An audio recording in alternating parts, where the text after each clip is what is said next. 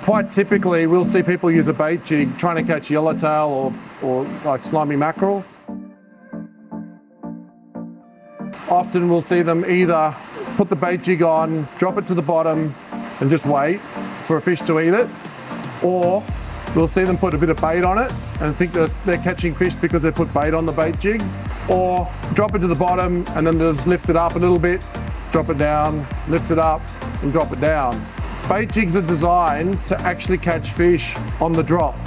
So the idea is you drive to an area where you know there's bait, you sound it on your dip sounder, and you drop the bait jig through that school of bait. And as it hits the bait school, you'll get a bit of slackness. You got to wind straight away. Just try and avoid the bait jig from getting tangled. You don't have to put bait on it to work. These are one of my favorites, the Gamakatsu. I'll get a helper. Just hold that one there, yeah. Be careful of them. I like to use this type of sinker, which got a swivel on it. Now that just makes it easier to change them, because most of them have little snaps on them. So just put it like that. It's designed to go down that way. They're all tied so that these lines they'll curl upwards rather than downwards. So literally all you do for majority of the time is you drop your bait jig down through that bait school, and if you haven't hooked one on the drop, you wind it up and you drop it again.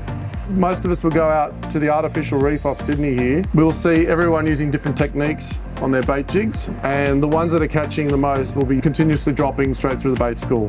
You want a lead that's a reasonable weight so that it tries to avoid the tangles on the way up when you've hooked one, and the sink rate is very important as well. So that's a typical size sinker you would use at, say, the artificial reef. If you're using a bait jig in shallower areas where there's no real sink rate because it's going to hit the bottom straight away, that's when you would put a bit of bait or scent on them, which means you get your hands all up in all those hooks, or you could get a spray scent and you just literally spray the whole lot.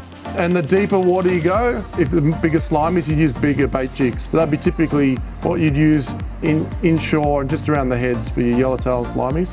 So one little trick, we use this little guy here to actually take the fish off. And we just literally go like that and then shake them off. One person holds this de-hooker on the shirt there. You need weight. And the ideal thing is somebody grabs the sinker end and it has tension with your rod. How do you store the bait jig? I like a pull noodle is probably my preferred one. So you just hook it on and wrap it around. This style, you normally won't reuse it, but the bigger ones, because the hooks are a lot stronger and stainless and whatnot, they actually last a lot longer and they're easy to unhook and deal with.